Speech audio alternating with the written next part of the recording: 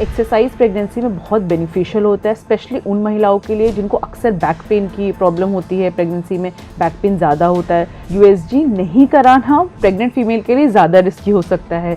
USG में हम लोग साउंड वेव्स यूज़ करते हैं, अल्ट्रासोनोग्राफी कहते हैं, अल्ट्रासाउंड वेव्स यूज़ करते हैं, जो कि हम सुन नहीं सकते बट बेसिकली साउंड वेव्स होता है।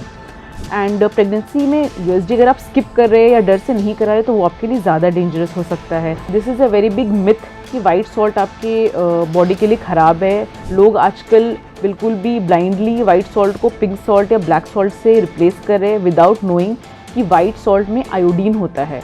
हमें जो वाइट सॉल्ट प्रोवाइड किया जाता है that is iodise salt. Iodine बच्चे की ग्रोथ एंड ब्रेन डेवलपमेंट के लिए बहुत इंपॉर्टेंट होता है।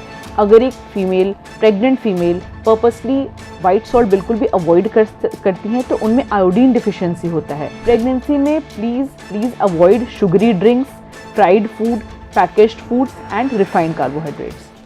प्रेगनेंसी के दौरान हर कोई डॉक्टर बन जाता है। कोई कहता है ये मत करो, वो मत करो, ये मत खाओ, वो मत खाओ, क्योंकि बच्चे को नुकसान पहुंचेगा। पर ये कितना सच है, कितना गलत, आज हम बात करेंगे 10 ऐसे प्रेगनेंसी मिथ्स पर जो सुनते ही महिलाएं डर जाती हैं और गलत फैसला ले लेते हैं। नमस्कार, मैं मौप्रिया और आज हमारे साथ है गौरी देवी हॉस्पिटल्स के गायनेकोलॉजिस्ट डिपार्टमेंट का असिस्टेंट प्रोफेसर डॉक्टर मुशर्रफा मशीद खान। मैम, आपको बहुत बहुत स्वागत है। मैम, पहले ही पूछ लेंगे, सभी लोग बोलते हैं कि पेट में भी एक है और एक आप हो तो खाना भी डबल होना चाहिए, ये क्या मिथ है? एक मॉडरेटली एक्टिव महिला का प्रतिदिन का कैलोरी रिक्वायरमेंट 2200 किलो कैलोरीज होता है। प्रेगनेंसी में हम कहते हैं कि आप एक्स्ट्रा 350 किलो कैलोरीज प्रतिदिन लीजिए। सो एनर्जी रिक्वायरमेंट प्रेगनेंसी में एक्स्ट्रा 350 किलो कैलोरीज होता है, ना कि डबल। तो अगर ये 350 किलो कैलोरीज एक प्रेग्नेंट महिला हाई क्वालिटी प्रोटीन या फिर सीजनल ग्रीन के फॉर्म्स में लेते हैं तो वो बेस्ट होता है। अभी 350 किलो कैलोरीज का 3 set, for example 3 set of food मैं आपको बताती हूँ। जो वेजिटेरियन है वो अगर हर दिन एक एप्पल, एक ऑरेंज और एक बाउल ऑफ रोस्टेड चना ले तो उनका 350 किलो कैलोरीज पूरा हो जाता है। और अगर आपको नॉनवेज खाना बहुत पसंद है, you're fond of nonveg food, तो 2 बॉइल्ड एग और 100 ग्राम्स ऑफ चिकन आपका हर डे का 350 किलो कैलोरीज कवर कर लेगा। अगर आपको दूध पीना पसंद है तो 1 गिलास दूध, 1 केला और 1 small bowl of mix dry fruit आपका 350 किलो कैलोरीज कवर कर लेगा। सो प्रेगनेंसी में go for quality rather than quantity. जो लोग फिटनेस फ्रीक होते हैं ड्यूरिंग प्रेगनेंसी, उनको क्या एक्सरसाइज छोड़ देनी चाहिए?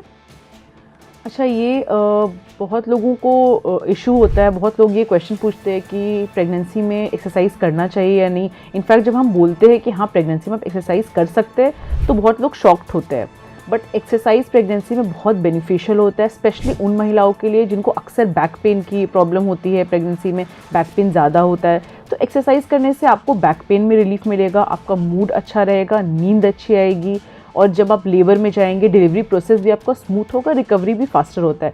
इनफैक्ट प्रेगनेंसी में एक्सरसाइज करने से डायबिटीज़ का रिस्क कम होता है, आपका वेट गेन स्मूथ होता है और सडन वेट गेन नहीं होता है, कंट्रोल्ड वेट गेन होता है। अब दूसरी इंपॉर्टेंट चीज़ है कि प्रेगनेंसी में किस तरह के एक्सरसाइजेस करने चाहिए, किन तरह के एक्सरसाइजेस अवॉइड करने चाहिए। तो प्रेगनेंसी में basically walking best form of exercise है। आप प्रीनेटल योगा अंडर गाइडेंस कर सकते हैं, आप लाइट स्ट्रेचिंग कर सकते हैं and best is pelvic floor exercises. अब किन तरह के एक्सरसाइजेस अवॉइड करनी चाहिए प्रेगनेंसी में? एक्चुअली जो एक्सरसाइजेज में जंपिंग इन्वॉल्व है वो प्रेग्नेंट फीमेल को अवॉइड करना चाहिए। जिन एक्सरसाइजेज में वेट लिफ्टिंग इन्वॉल्व है वो अवॉइड करना चाहिए। जिन एक्सरसाइजेज में एक प्रेग्नेंट महिला को अपना बैलेंस खोकर गिरने का खतरा है वो एक्सरसाइजेज अवॉइड करने चाहिए। और योगा के वो आसन जिसमें आपको अपने बैक पे सीधा सोना पड़े 20 मिनट से ज़्यादा, वो योगा के पोस्चर्स को अवॉइड करना चाहिए। एंड फॉर सम फीमेल्स, जिन महिलाओं का प्रेगनेंसी थोड़ा कॉम्प्लिकेटेड है, जिनको ब्लीडिंग का खतरा है या जिनके डॉक्टर ने बोला है कि उनकी बच्चेदानी की खेड़ी नीचे है, उनको ब्लीडिंग हो सकता है या पहले प्रेगनेंसी में ब्लीडिंग हो चुका है, या फिर जिन महिलाओं को टाइम से पहले पिछली डिलीवरी हुई है या इस प्रेगनेंसी में भी पेन आ चुका है पहले टाइम से पहले, या फिर जिनको लीकिंग हो रहा है, मतलब पानी जैसा जाता है नीचे से, जिनका बीपी कंट्रोल नहीं हो रहा है मेडिसिन पे, जिनको लंग्स का या हार्ट का डिजीज़ है, जिनके डॉक्टर ने उनको मना किया, उन महिलाओं को छोड़कर बाकी सारी प्रेग्नेंट महिलाएं एक्सरसाइजेस कर सकती हैं। लोग डरते हैं कि बच्चे के लिए यूएसजी खतरनाक होता है, ये सच में है? इनफैक्ट यूएसजी नहीं कराना प्रेग्नेंट फीमेल के लिए ज़्यादा रिस्की हो सकता है। यूएसजी में हम लोग साउंड वेव्स यूज़ करते हैं, अल्ट्रासोनोग्राफी कहते हैं, अल्ट्रासाउंड वेव्स यूज़ करते हैं, जो कि हम सुन नहीं सकते बट बेसिकली साउंड वेव्स होता है। एंड प्रेगनेंसी में यूएसजी अगर आप स्किप कर रहे हैं या डर से नहीं करा रहे तो वो आपके लिए ज़्यादा डेंजरस हो सकता है। एक्चुअली ऑब्स्टेट्रिक अल्ट्रासाउंड में जो इंडाइसेस यूज़ किए जाते हैं वो सेफ लिमिट में होते हैं। वो प्रेग्नेंट महिला जिसको प्रेगनेंसी में सीटी स्कैन हेड या छाती का एक्सरे कराने की ज़रूरत पड़ सक रही है, उनके लिए ज़रूरी है, वो स्कैन करा सकते हैं with abdominal lead shield, because एक चेस्ट एक्सरे में और सीटी हेड में लेस देन 0.01 मिलीग्रेस का रेडिएशन एक्सपोजर होता है और सेफ लिमिट इज़ 50 मिलीग्रेस का आपका सेफ लिमिट होता है। तो आप अगर को रिक्वायर्ड है किसी कारणवश चेस्ट एक्सरे कराना और सीटी हेड कराना तो एब्डोमिनल लेड शील्ड के साथ आप करा सकते हैं।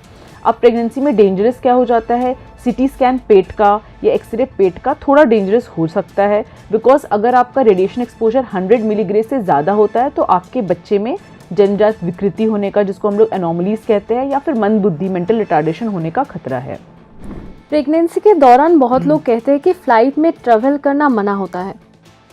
अगर आप कोई ट्रिप प्लान कर रहे हैं प्रेगनेंसी में तो सबसे पहले मैं ये कहना चाहूँगी कि बेस्ट टाइम ट्रिप प्लान करने का है बिटवीन 14 to 28 वीक्स, जो कि आपका लगभग 4.5 से 6.5 महीना होता है। अब जहाँ तक रही फ़्लाइट्स की बात, तो फ्लाइट में अगर 4 घंटे से कम की फ़्लाइट है, डोमेस्टिक फ़्लाइट है, तो आप सेफली ट्रैवल कर सकते हैं। रिस्की तब होता है जब आपकी लॉन्ग फ्लाइट्स होती है। अगर आपकी फ़्लाइट की ड्यूरेशन 4 घंटे से ज़्यादा है तो थ्रोम्बोसिस का, डीवीटी का रिस्क होता है, बट उन रिस्क को भी हम मिनिमाइज़ कर सकते हैं। जब भी किसी कारणवश किसी प्रेग्नेंट फीमेल को लंबी फ़्लाइट लेने की ज़रूरत पड़ी तो वी टेल हर कि आप आयल सीट प्रेफर करिए विथ एक्स्ट्रा लेग स्पेस, और हर 1-2 घंटे पे अपने फ़्लाइट में उठ के वॉक करिए, पानी अच्छे से पीजिए, एंड बैठे बैठे नी के नीचे एंकल एक्सरसाइजेस, एंकल मूवमेंट्स करते रहिए, and avoid T and coffee because उनसे डिहाइड्रेशन होता है फ्लाइट में। And last you can use compression stockings. अब जहाँ तक लेस देन 4 आवर्स की बात रही फ़्लाइट की, तो आप फ़्लाइट में ट्रैवल कर सकते हैं प्रेगनेंसी में with a fit to fly certificate from your gynaecologist, जो कि आपको ट्रैवल के विद इन 7 डेज़ इशू किया जाता है। एक लो रिस्क सिंगल प्रेगनेंसी में, अनकॉम्प्लिकेटेड प्रेगनेंसी में आप 36 वीक्स तक ट्रैवल कर सकते हैं, बट अगर आपकी प्रेगनेंसी हाई रिस्क है, कॉम्प्लिकेटेड है, या फिर ट्विन प्रेगनेंसी है तो आपको 32 वीक्स तक ट्रैवल करना अलाउड है। किन महिलाओं को मना किया जाता है फ़्लाइट से ट्रैवल करना? वो महिलाएं जिनको ब्लीडिंग हो रही है या जिनको ब्लीडिंग होने का रिस्क है, जिनको पेट में दर्द आ चुका है, जो लेबर में जिनको थोड़ा बहुत दर्द शुरू हो चुका है, या जिनको लीकिंग हो रही है, जिनका बीपी कंट्रोल नहीं है, या फिर जिनको पहले एक हिस्ट्री है थ्रोम्बोसिस की या फिर थ्रोम्बोफीलिया जैसी कोई बीमारी है, उनको हम लोग फ़्लाइट से ट्रैवल करना प्रेगनेंसी में मना करते हैं। सफ़ेद नमक क्यों अवॉइड करना चाहिए? Okay, this is a very big myth कि वाइट सॉल्ट आपके बॉडी के लिए ख़राब है। लोग आजकल बिल्कुल भी ब्लाइंडली वाइट सॉल्ट को पिंक सॉल्ट या ब्लैक सॉल्ट से रिप्लेस कर रहे हैं विदाउट नोइंग कि वाइट सॉल्ट में आयोडीन होता है। हमें जो वाइट सॉल्ट प्रोवाइड किया जाता है that is iodise salt. Iodine बच्चे की ग्रोथ एंड ब्रेन डेवलपमेंट के लिए बहुत इंपॉर्टेंट होता है। अगर एक female, pregnant female purposely white salt बिल्कुल भी अवॉइड करती हैं तो उनमें आयोडीन डिफिशिएंसी होता है। अब आयोडीन डिफिशिएंसी दोनों मदर को और बेबी को अफेक्ट करता है। मदर में आयोडीन डिफिशिएंसी की वजह से hypothyroidism, goitre, anaemia, miscarriage, preterm labour जैसा रिस्क हो सकता है। बेबीज़ में आयोडीन डिफिशिएंसी की वजह से बेबीज़ के IQ लो हो सकते हैं, बेबीज़ का हाइट कम हो सकता है, मंदबुद्धि बच्चा पैदा हो सकता है, उसको बोलने में, सुनने में दिक्कत हो सकती है, और बच्चे को भी आगे चल के थायराइड की समस्या हो सकती है। बहुत सारे प्रेग्नेंट महिलाएं बोलते हैं कि घर में जो बुज़ुर्ग लोग हैं वो बोलते हैं कि बाएं तरफ ही सोना है, ये क्यों? देखिए, बाएं तरफ सोना इसलिए रिकमेंडेड है बिकॉज आपका जो पेट में है एक आर्टरी एओटा और एक वेन होता है इंफीरियर वेना कावा जिसको कहते हैं। Inferior vena cava right side होता है, एओटा आपके लेफ्ट साइड सिचुएटेड होता है। तो जब एक pregnant female left lateral position में सोती है तो जो प्रेग्नेंट यूट्रस होता है वो जो कंप्रेस करता है IVC को, उसका प्रेशर कम हो जाता है, जिसकी वजह से कार्डियक आउटपुट बढ़ जाता है, जिसके कारण प्लेसेंटा और फीटस का ब्लड सप्लाई काफ़ी हद तक बढ़ जाता है, जिसकी वजह से बच्चे को एडिक्वेट मात्रा में ऑक्सीजन एंड न्यूट्रिशन प्रोवाइड होता है, तो बच्चे का ग्रोथ अच्छा होता है, डेवलपमेंट अच्छा होता है। राइट साइड भी आप सो सकते हैं बट लेफ्ट साइड प्रेफर्ड है। क्या मना किया गया प्रेगनेंसी में करना इज़ कि आप 5 महीने आपका प्रेगनेंसी हो गया, उसके बाद आपको सीधा सोना अवॉइड करना चाहिए, बिकॉज सीधा बैक पे सोने से आपका आईवीसी पे प्रेशर बढ़ता है, प्लेसेंटा और बच्चे को ब्लड सप्लाई कम होता है, जिसकी वजह से बच्चे के ग्रोथ में कमियां देखी गई है। और प्रेगनेंसी में जो हम लोग एमनियोटिक फ्लूइड कहते हैं, बच्चे के आसपास के पानी में भी कमी होती है। तो अपने पीठ पे सोना 5 महीने प्रेगनेंसी के बाद अवॉइड करें। और लेफ़्ट लैटरल सोने से और भी कई फ़ायदे हैं। जो लोग महिलाएं लेफ़्ट लैटरल सोती हैं, उनको पैर में सूजन कम होता है, उनको चक्कर आना, उल्टी लगना, ये सब जैसी समस्याएं कम होती हैं। और एक और चीज़ है, जब भी आप सो रहे हैं रात में, आप अपने बैक लेफ़्ट लैटरल पोजीशन में सोए, अपने पीठ के पीछे एक तकिया लेके सोए और अपने दोनों नीज़ के बीच में एक पिलो लेके सोए for comfortable position. Non stick pan पर क्यों खाना बनाना नहीं चाहिए? जहाँ तक नॉन स्टिक पैन्स की बात है, तो आई वुड से कि ना कि सिर्फ pregnant women, in fact everybody should avoid Teflon coated non stick pans. क्यों? क्योंकि इसका रीज़न ये है कि जब भी ये Teflon coated non stick pans over heat हो जाता है या इसमें स्क्रैच पड़ जाते हैं, तो इनसे टॉक्सिक फ्यूम्स रिलीज़ होता है और हज़ारों माइक्रोप्लास्टिक पार्टिकल्स रिलीज़ होते हैं, जो आपके खाने के साथ मिलके आपकी बॉडी में जाते हैं, जो कि आगे चल के हार्मोनल डिसबैलेंस, मूड स्विंग्स, नींद का कम आना जैसी समस्याएं पैदा कर सकते हैं। इनफैक्ट ये आपके लंग्स, लिवर एंड किडनी को भी अफेक्ट करते हैं और आगे चल के कैंसर जैसी गंभीर बीमारियों को भी उत्पन्न कर सकते हैं। क्या रिकमेंडेड है? Always go for stainless steel vessels या फिर आयरन के वेसल्स। जिन महिलाओं का वज़न ज़्यादा होता है, वो लोग क्या वेट लूज़ कर सकते हैं? जहाँ तक वेट लॉस की बात है, तो इट इज़ रिकमेंडेड कि आप प्रेगनेंसी के पहले अपना वेट लॉस करें, वो भी हेल्दी मैनर में with good balance diet and exercises. Because जब आप प्रेगनेंसी में वेट लूज़ करते हैं, तो आपके बॉडी में मैक्रो एंड माइक्रो न्यूट्रिएंट्स की डिफिशिएंसी होती है, जिसके कारण बच्चे की ग्रोथ एंड ब्रेन डेवलपमेंट पे असर पड़ता है। प्रेगनेंसी में हम फीमेल्स को उनके हाइट, वेट और बीएमआई के अकॉर्डिंगली वेट गेन करने का सलाह देते हैं, जिसको कंट्रोल्ड वेट गेन कहते हैं। अब जिन महिलाओं का वेट कम होता है, जो अंडर वेट है, उनको 12 से 18 केजी पूरे प्रेगनेंसी के दौरान वेट गेन रिकमेंडेड है।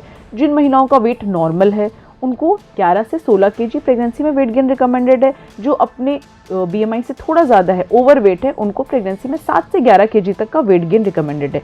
और जो महिलाओं का वज़न काफ़ी ज़्यादा है, जो ओबेस है, जिनको ओबेसिटी जैसी समस्या है, उनको प्रेगनेंसी में कंट्रोल्ड वेट गेन 5 से 9 केजी रिकमेंडेड है। और मैं ये भी कहना चाहूँगी कि जब भी आप प्रेगनेंसी में कैलोरीज ले रहे हैं, खाना खा रहे हैं, तो always go for 3 types of food. एक तो हाई क्वालिटी प्रोटीन, दूसरा कॉम्प्लेक्स कार्बोहाइड्रेट, तीसरा हेल्दी फैट। अब ये क्या होता है? हाई क्वालिटी प्रोटीन से मेरा मतलब है कि जो नॉन वेजिटेरियन है वो एग ले, लीन मीट ले, मीट एंड रेड मीट ले सकते हैं। और जो वेजिटेरियन है, they can go for dal, sprouts, legumes. And complex carbohydrate मतलब cereals, whole wheat grains, oats. Healthy fat comprises of flaxseed, आपका फ्लैक्सीड, आलमंड और फैटी फिशेस में हेल्दी फैट होता है। प्रेगनेंसी में please avoid sugary drinks, fried food, packaged foods and refined carbohydrates. Pregnancy के दौरान white discharge होना abnormal है? किसी भी महिला को, चाहे वो प्रेग्नेंट हो या नॉन प्रेग्नेंट हो, अगर मिल्की वाइट डिस्चार्ज होता है, vaginal white discharge, it is absolutely normal. तो प्रॉब्लम कब होता है? अगर आपके वाइट डिस्चार्ज के साथ वेजाइनल इचिंग या वेजाइनल रेडनेस है, देन दैट इज़ एबनॉर्मल। आपको अपने डॉक्टर को कंसल्ट करना चाहिए। या फिर फाउल स्मेल आ रहा है, गंदा बदबू आता है वाइट डिस्चार्ज के साथ, then you should consult your doctor. Other than that, अगर आपको साथ साथ वाइट डिस्चार्ज के साथ साथ पेशाब में जलन हो रहा है, बार बार पेशाब लग रहा है, पेशाब करने के टाइम दर्द होता है, देन आपको अपने डॉक्टर से कंसल्ट करना है।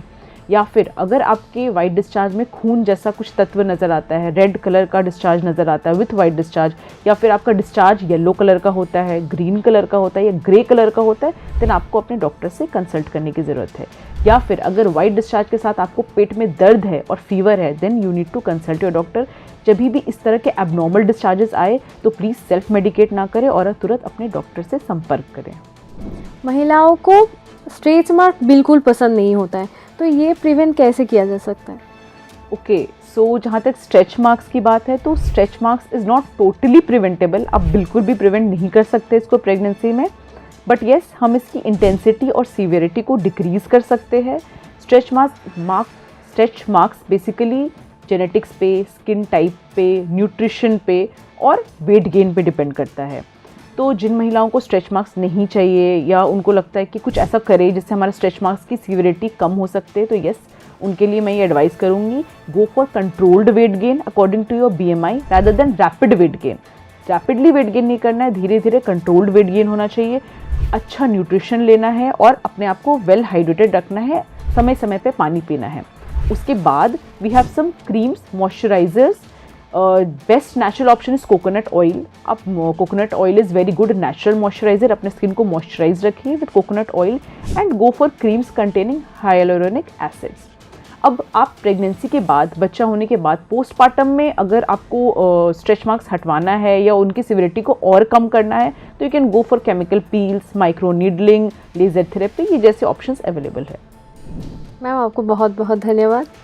ओके आप लोगों ने सुना हमारे विशेषज्ञ ने क्या कहा। ऐसे मिथ्स पर मत ध्यान दीजिए और गलत फैसला बिल्कुल मत लीजिए। ऐसे और जानकारी के लिए आप लोग हमारे साथ जुड़े रहिए। जानकारी और चाहिए तो कमेंट बॉक्स पे कमेंट कीजिए। सुस्त रहिए, सचेत रहिए। धन्यवाद।